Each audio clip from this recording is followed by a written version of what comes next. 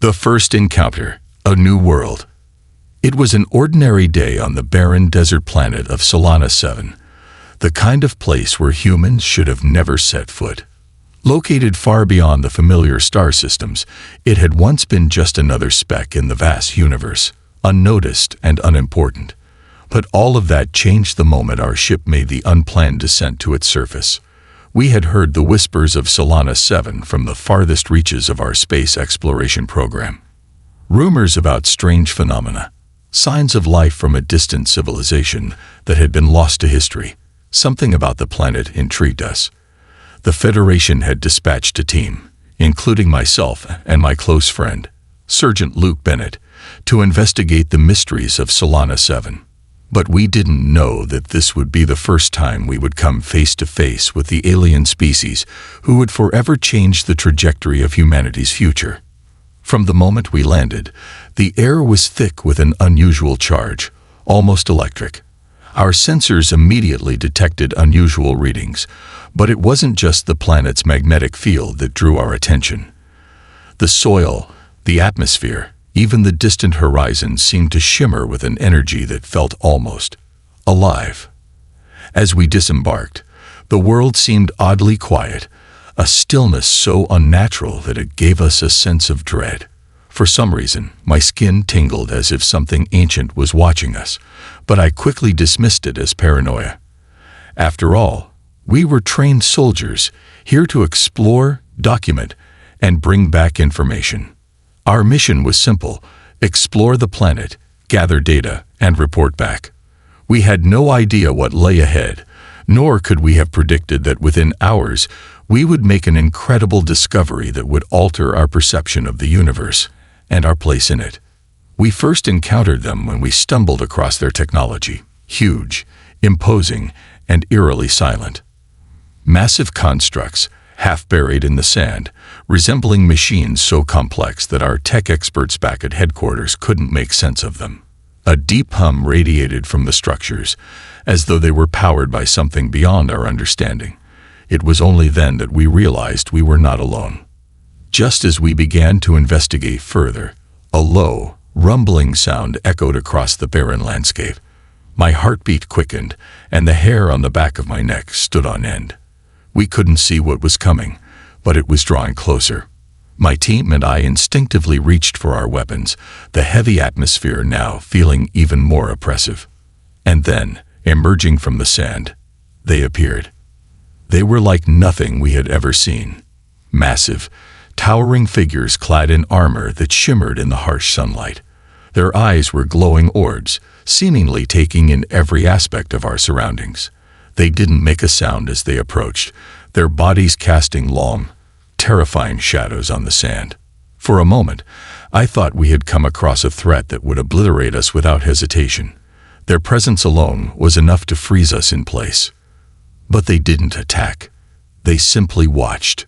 For what felt like an eternity, none of us moved. We didn't know what to do. Should we fight? Should we run? But before any of us could make a decision, one of the figures stepped forward, its movements slow and deliberate. A strange, guttural sound vibrated in the air. The figure raised its hand, palm facing us, as if it was trying to communicate. I looked at Sergeant Luke Bennett, my closest friend, my comrade through every battle we had fought together. His face was pale, and I could see his hand trembling on his weapon's grip. It was then that I realized that in all our training, all the battles we had fought, we had never been prepared for this. We had never been prepared to meet beings from another world. Then something unexpected happened. The figure lowered its hand and took another step forward, its movements fluid, almost graceful despite the immense size of its frame. Slowly, cautiously, it reached for something small and seemingly insignificant in its massive hand. My heart skipped a beat as it came closer to us. It held out what appeared to be a stone, its surface glowing faintly, pulsating with a strange energy. I stepped forward, unable to stop myself. The creature's eyes locked onto mine, and something in its gaze spoke to me. Something beyond words, beyond language.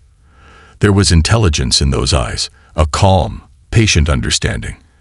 I didn't know why, but I reached out, taking the stone from the creature's hand.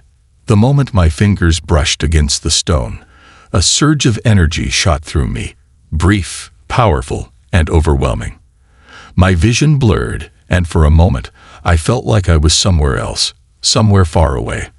I saw flashes of images, strange, alien landscapes, stars beyond our reach, and something else. Something haunting, something terrifying. The vision lasted only a few seconds, but it felt like a lifetime.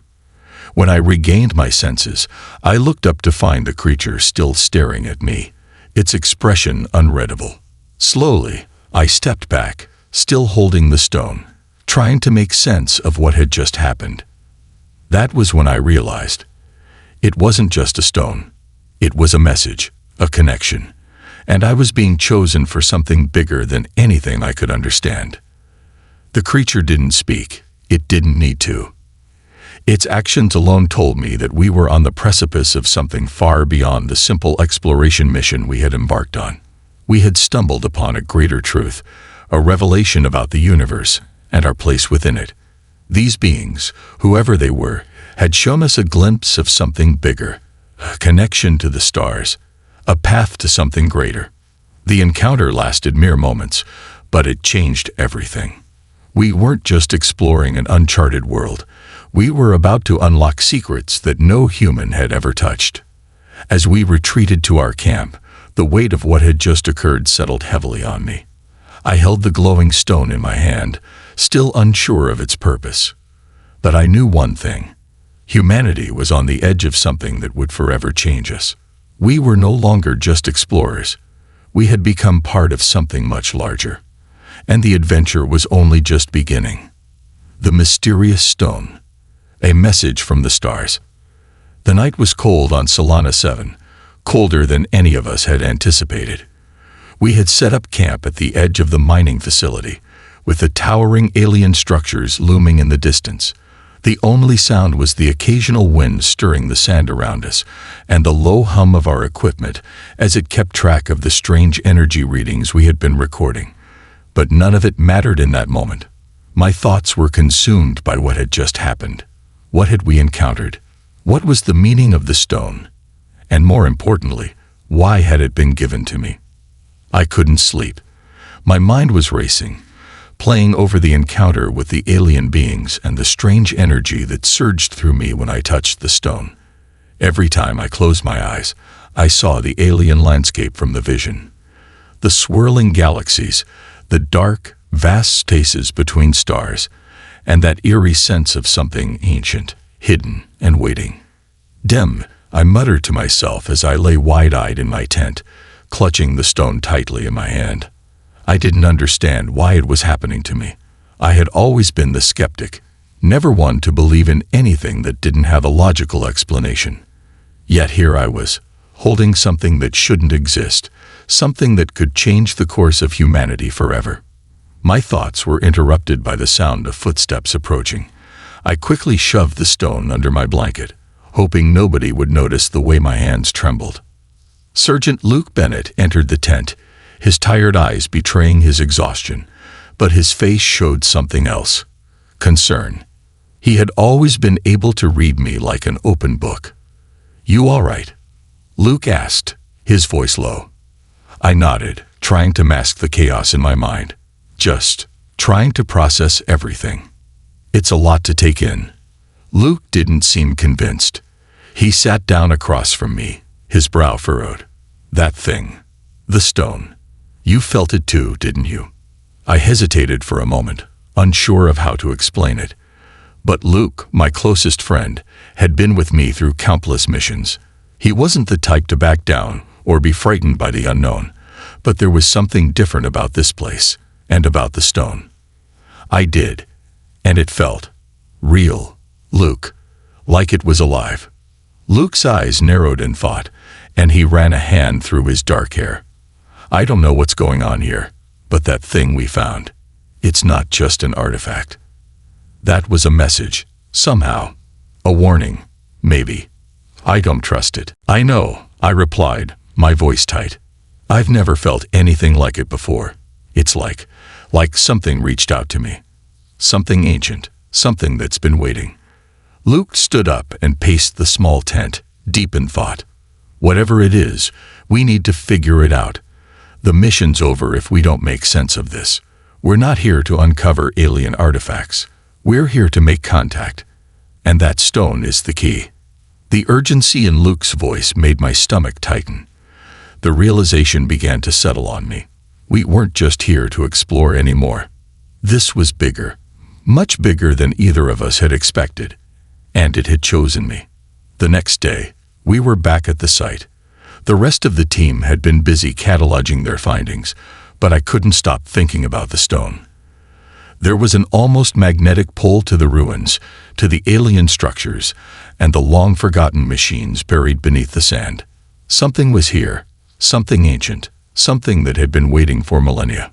I walked through the site, my mind focused entirely on the glowing stone in my pocket, the strange sensations that surged through me whenever I thought about it. I reached the base of the tallest structure, the one that had given us the first signal of life. There was no denying it now. This wasn't just an ordinary planet. The sand, the ruins, the energy readings, all of it pointed to something far more complex. We had stumbled upon the remnants of a long-lost civilization, but that was only the beginning.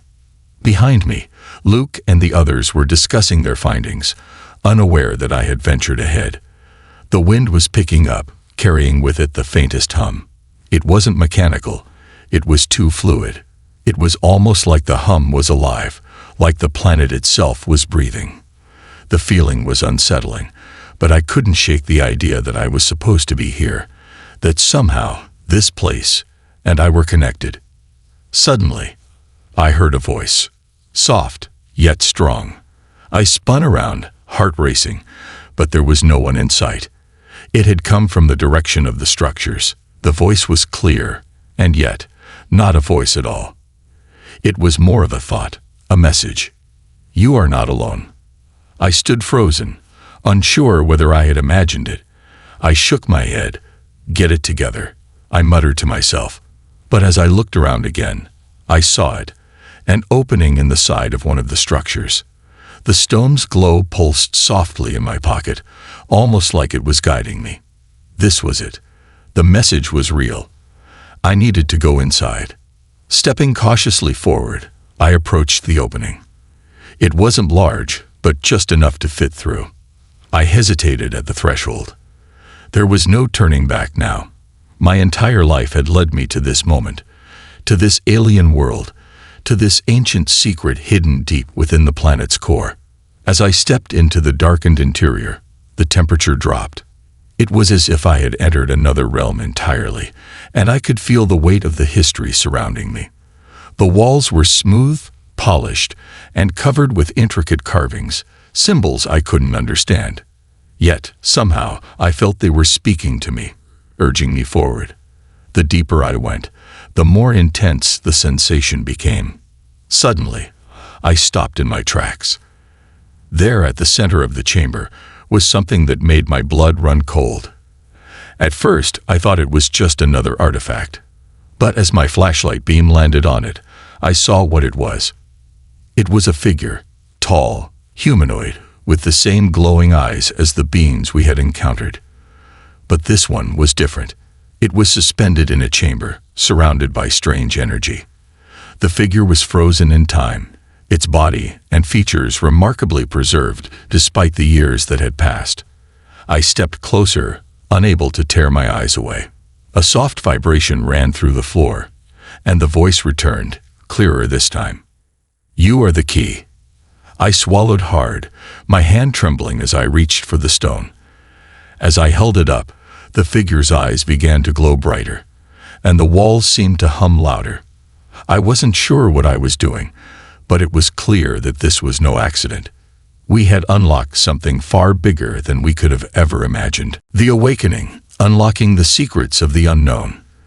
The chamber was unnervingly quiet, but for the low hum that reverberated through the stone walls, I stood frozen, my heartbeat quickening with the weight of what was unfolding before me.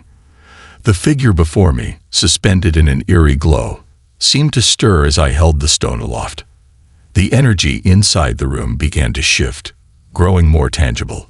It was as though the very air around me thickened, charged with an unseen force, a presence that had lain dormant for eons. As the stone pulsed in my hand, I felt a sudden wave of awareness flood over me, as though the figure's eyes were no longer just watching me. They were reading me, understanding me. The walls of the chamber, with their ancient carvings and mysterious symbols, seemed to resonate with the same energy that radiated from the stone. I could sense something deep within the fabric of this place, a story waiting to be told, a truth buried beneath millennia of silence. I wasn't sure if I was ready for it, but there was no turning back now. I was here, standing at the precipice of something far beyond my comprehension. Then, just as suddenly as the room had gone still, the silence was shattered by a voice, a low, reverberating sound that seemed to come from everywhere and nowhere all at once. It echoed through my mind, as if the words had been there all along, just waiting for me to unlock them. You are the chosen one, human. You will carry the knowledge that the stars have kept hidden for millennia. But you must first understand the price of what you seek. My legs wobbled, and I stumbled back a step, gripping the stone in my hand tighter. My breath caught in my throat, my thoughts swirling in confusion. The chosen one. Me? A human? The weight of the words pressed down on me, but before I could react, the figure in front of me seemed to shift slightly, its glowing eyes growing brighter. The eerie energy intensified, pulling my focus back to it. A cold shiver ran down my spine. The voice spoke again, clearer, more insistent. You are not the first to walk this path, but you are the last.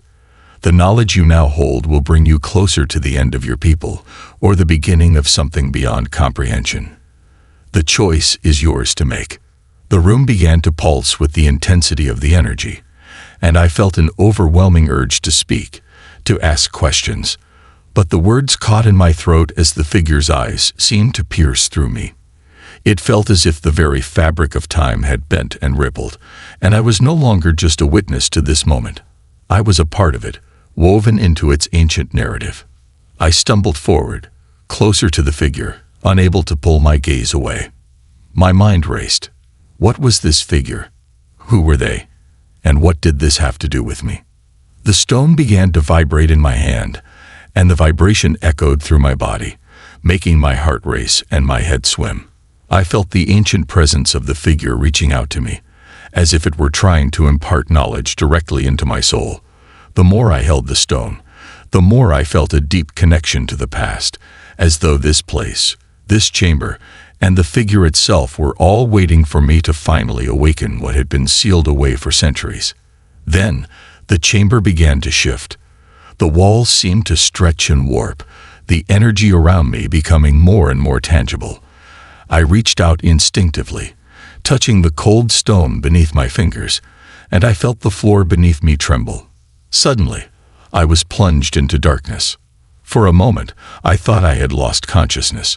But no, the darkness wasn't empty. It was filled with a swirling, pulsing energy, something that seemed to transcend space and time. I could feel the weight of the knowledge pressing against my mind, threatening to overwhelm me, but I stood firm. I wasn't going to let it defeat me. I had come this far, and I had to see it through. And then, as if answering my thoughts, the swirling energy around me began to settle. The darkness receded, and I found myself standing before a vast, starry expanse. It was as if I had stepped outside of time itself, the universe unfolding before me like a massive tapestry. Planets, galaxies, and cosmic dust swirled in patterns too intricate for the mind to comprehend, but I could feel them. I could sense their movements, their purpose, the pulse of life and death, creation and destruction, all woven together in an eternal dance. The voice spoke once more, but this time it was softer, almost like a whisper carried on the wind. This is the path of your people. It is not only your future you now hold, but the key to something far greater than you can imagine. The fate of countless worlds rests on your shoulders, human. You must choose wisely. I closed my eyes, overwhelmed by the enormity of what was happening. What was this path? What was I supposed to do with this power? This knowledge? The weight of it was suffocating. But amidst the overwhelming tide of questions and uncertainty, a single thought emerged. I was not alone. I opened my eyes to see Demby standing beside me, his presence grounding me. The familiar face of my closest friend, who had always been by my side, now appeared beside me in this endless void. The bond between us felt stronger than ever before. He had always been my anchor, and even in the vastness of the unknown, I could feel this steady presence beside me. He reached out to me, his expression calm, but his eyes filled with a quiet understanding. "We've always faced the unknown together," Dem said, his voice steady. "We'll figure this out, just like we always have." His words, simple as they were, brought me a sense of clarity I hadn't realized I needed. The universe was vast, but it wasn't mine to face alone. I had friends. I had allies. And together, we could navigate this new reality. Together, we could unlock the mysteries that had been hidden away for centuries. The weight of the decision pressed down on me once more, but I no longer felt afraid. I didn't know what the future held, but I knew I wasn't walking into it blind. We would face whatever challenges awaited us, and maybe, just maybe, we would be the ones to change everything. The energy around us began to hum with a new intensity, the stars above shimmering as if they were alive. And then, as suddenly as it had started, the vast expanse began to dissolve, the swirling galaxies and cosmic energy fading into nothingness. I opened my eyes again to find myself back in the chamber, the stone still in my hand. The figure was gone, but its presence lingered, its words echoing in my mind. I wasn't alone. And the path ahead, though uncertain, was ours to walk, together.